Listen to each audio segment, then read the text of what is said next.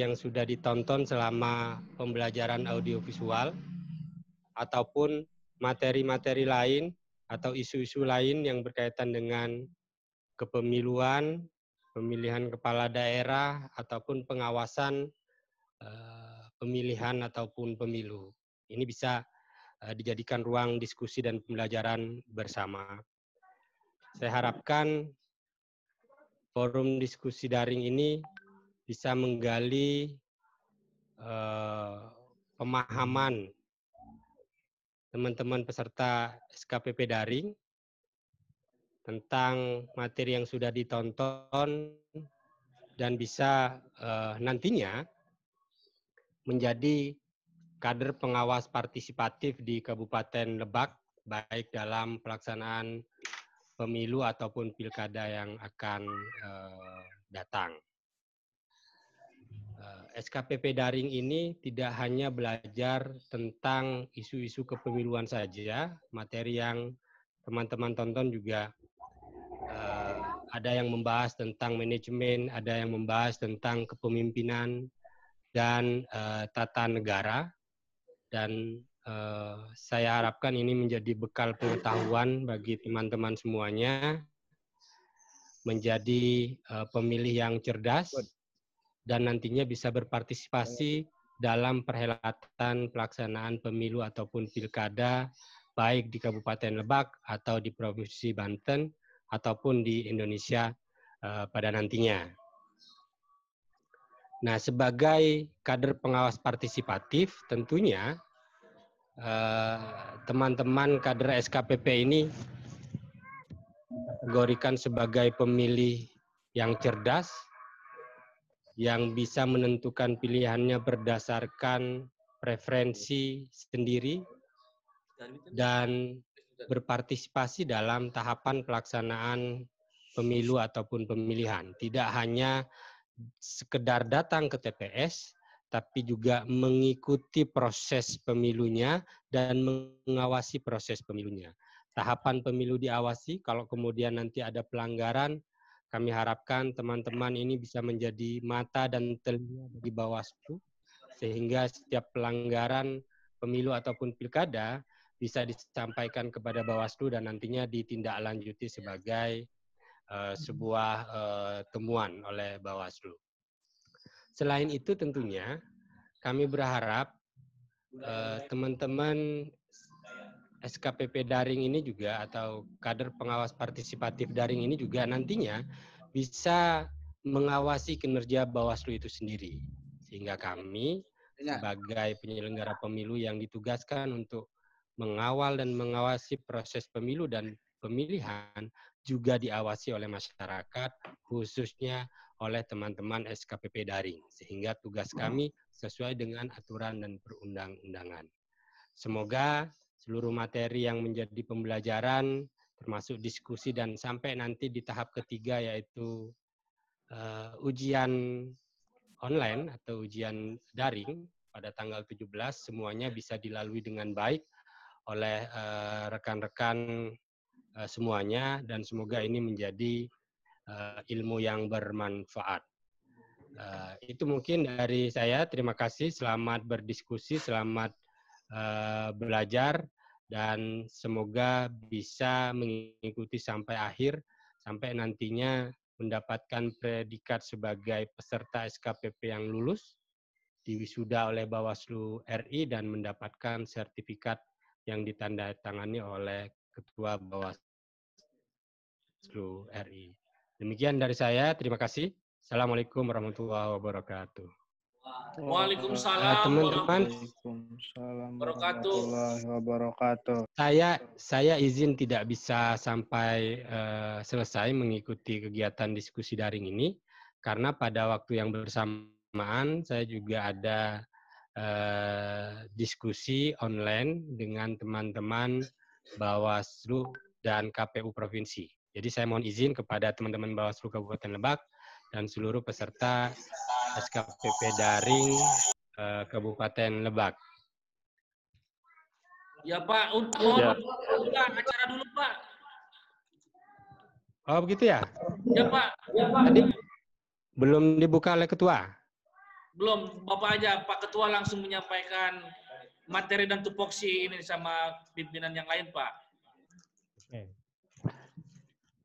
Dengan pembacaan Bismillahirrahmanirrahim dan untuk mendapatkan ridho Allah, semoga kegiatan diskusi daring ini berjalan dengan lancar dan menghasilkan ilmu yang bermanfaat bagi teman-teman sekolah kader pengawasan partisipatif daring di Kabupaten Lebak. Dengan pembacaan Bismillahirrahmanirrahim, maka diskusi daring ini dengan ini dinyatakan dibuka.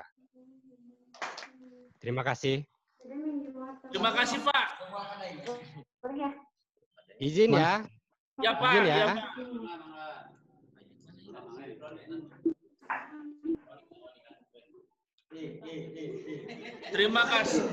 Terima kasih kepada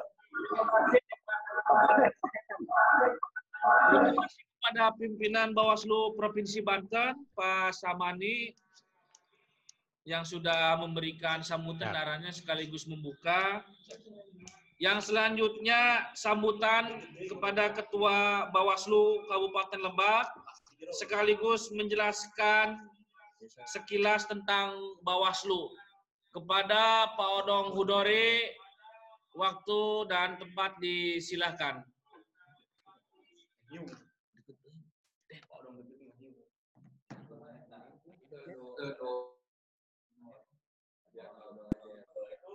Assalamualaikum.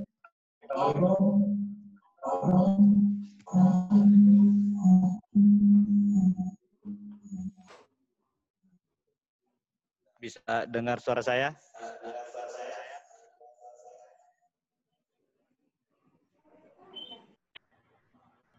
Assalamualaikum warahmatullahi wabarakatuh. Waalaikumsalam warahmatullahi wabarakatuh. Asyhadu an la ilaha illallah wa asyhadu anna Muhammadar Rasulullah. Puja-puji kita sampaikan kehadirat Allah Subhanahu wa taala. Alhamdulillah pada pagi menjelang siang ini kita bisa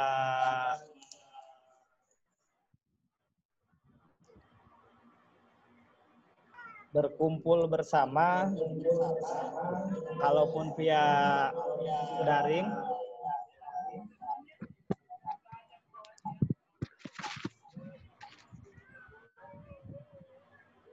Ingin kami sampaikan bahwa karena momentum ini momentum masih dalam suasana Idul Fitri,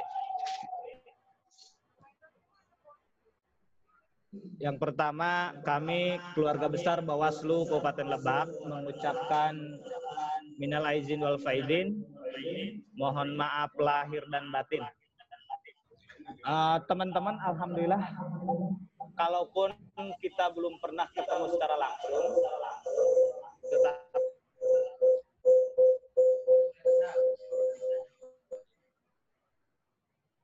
mudah-mudahan silaturahmi kalaupun jarak ini tidak menghilangkan nilai daripada ukhuwah Islamiyah.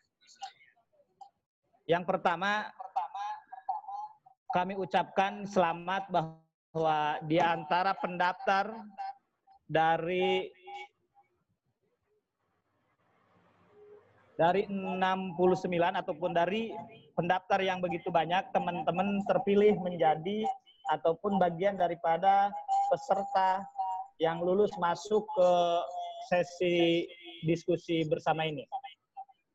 Patut diketahui bahwa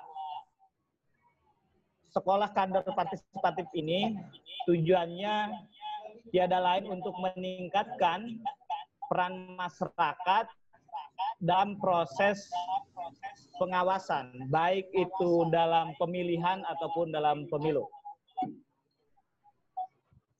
Teman-teman ke depan akan menjadi garda terdepan dalam proses pengawasan. Tadi yang disampaikan oleh Pak Korwil, Pak Samani, bahwa teman-teman nanti menjadi...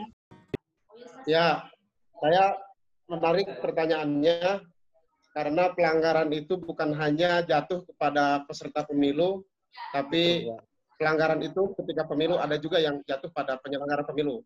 Di mana perlu diketahui penyelenggara pemilu itu ada 3, KPU, Bawaslu, dan DKPP. Nah, 2 penyelenggara ini, KPU maupun Bawaslu, pasti akan enggan berhubungan dengan DKPP. Apa itu DKPP? Dewan Kehormatan Penyelenggara Pemilu. Tugasnya untuk memberikan sanksi kepada penyelenggara pemilu apabila terjadi kesalahan. Contoh umpamanya tadi yang disampaikan, ada suap atau mungkin bermain dengan calon lain, gitu kan. Nah, ini bisa bagaimana peran masyarakat?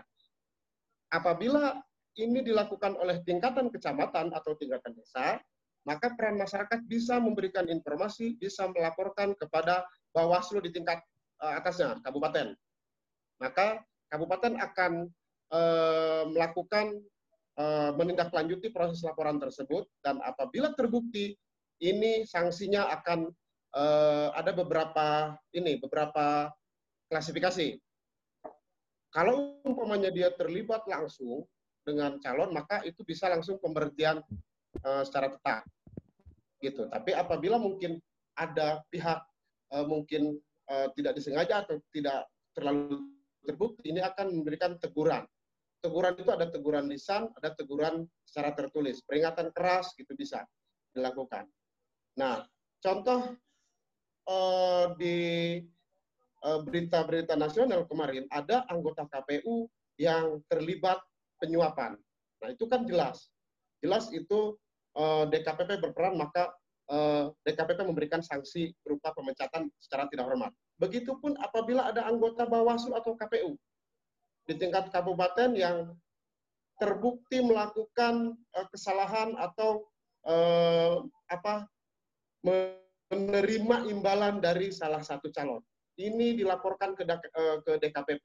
Di mana ada DKPP? DKPP itu adanya di kantor di Jakarta, atau mungkin bisa langsung di tingkat provinsi. Provinsi itu ada berupa TPD, ya, TPD kalau nggak salah. Jadi tim pemeriksa daerah yang akan menyidangkan proses kode etik apabila dilakukan oleh penyelenggara pemilu, dalam hal ini KPU maupun Bawaslu. Nanti disidangkan oleh tim pemeriksa daerah, apabila terbukti, dan peringatan-peringatan itu akan disampaikan, gitu. Jadi disidangkan kembali. Umpamanya ini menjadi peringatan sangat berat, maka itu tadi peringatannya pemberhentian secara tidak hormat. Jadi matilah sudah kalau ada penyelenggara pemilu yang diberhentikan secara tidak hormat, gitu. Dan ini banyak dari KPU maupun Bawaslu di tingkat daerah, gitu. Contoh dulu ada komisioner Panwaslu Garut. Dia bermain-main di sengketa dengan salah satu calon. Dia Bawaslu Garut maupun KPU di Garut pada tahun 2018 kemarin. Maka ini kan langsung disidangkan oleh DKPP dan langsung dijatuhkan sanksi berupa pemberhentian tidak tetap.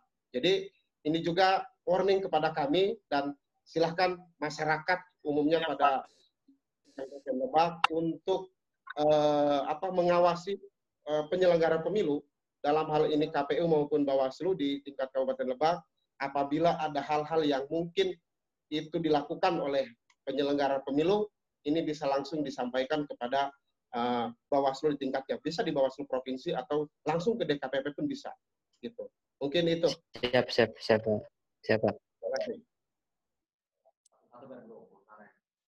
Selanjutnya kita ya 2 pertanyaan lagi ya. Setelah itu kita penutupan teman-teman. Jadi jangan khawatir, kita bisa di grup WhatsApp kita, ada komisioner juga di sana teman-teman ya.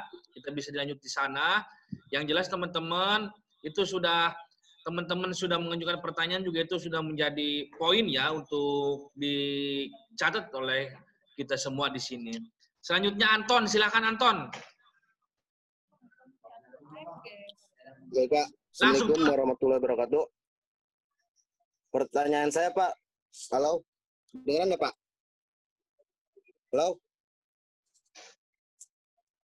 Iya, kedengaran. Pertanyaan saya, tadi kan dijelaskan oleh pimpinan Bawaslu, keterlibatan partisipasi masyarakat masih minim, kegiatan pemilu maupun pilkada. Nah, pertanyaan saya Pak, pertanyaan saya bagaimana strategi dan langkah-langkah efektif agar masyarakat dapat terlibat aktif dalam melakukan pengawas pemilu dan ikut mensukseskan upaya penegakan hukum pemilu. Mungkin itu Pak pertanyaan saya Pak.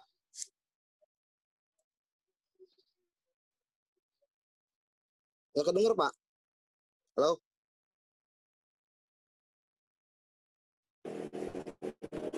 Hah? Halo? Halo? Halo?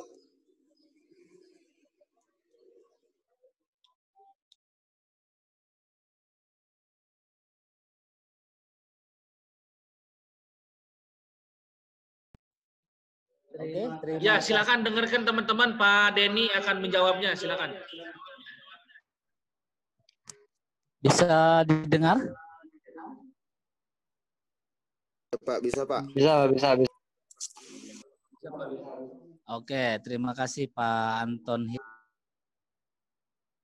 Satu strategi Bawaslu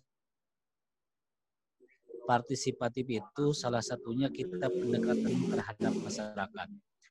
Jadi ada beberapa program Bawaslu untuk bagaimana meningkatkan partisipasi pengawasan di atau laksana partisipatif divisi pengawasan untuk melakukan pengawasan sosialisasi sekaligus. Ya, artinya ada beberapa yang kita langsung terjun ke lapangan kepada para nelayan dan sebagainya. Nah, bagaimana caranya untuk meningkatkan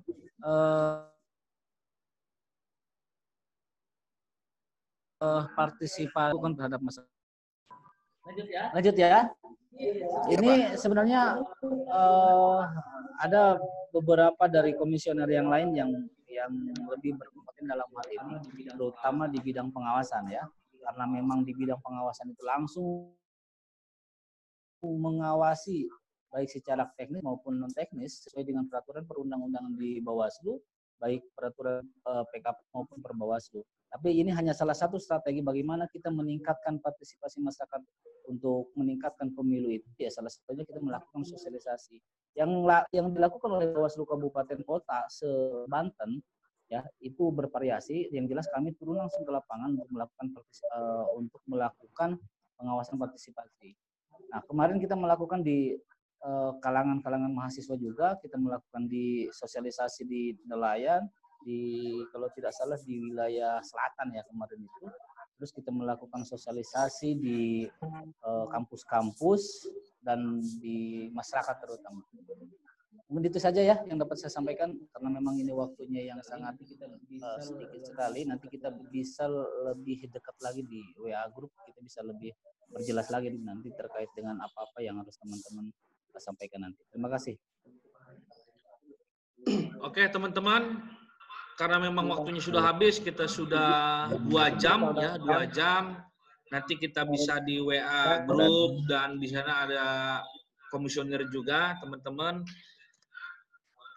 Jadi sekali lagi mohon maaf teman-teman tidak bisa terakomodir pertanyaannya secara langsung di diskusi ini teman-teman ya, karena memang kita sudah memasuki duhur ya, sholat dan makan gitu kan ya, seperti itu. Oke Pak, silakan Pak. Biar tadi saya ya silakan Pak. Ya, pertanyaan.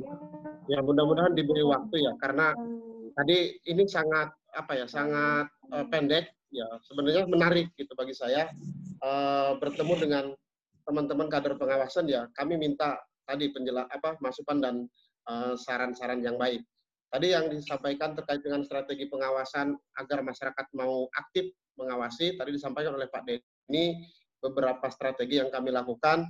Kami juga kemarin membentuk desa anti money politik, gitu kan. Ya tujuannya apa? Agar satu desa ini mampu menolak money politik ketika calon mau memberikan. Itu di Wonosalam, gitu kan. Di Wonosalam. Kemudian strategi yang lain kami melakukan sosialisasi kepada kepada masyarakat kampung nelayan, kemudian masyarakat ibu pengajian. Namun tadi kegiatan tersebut kan kadang-kadang dibatasi beberapa aturan, gitu kan. Jadi ada beberapa kecamatan yang kami lakukan. Contoh tadi di tingkat pemilih pemula, kami lakukan di kampus maupun di sekolah-sekolah. Itu agar pemilih pemula itu kan pemilih yang dianggap cerdas, gitu, bisa memilih dan memilah mana calon-calon yang menurut mereka baik, gitu kan. Jadi itu beberapa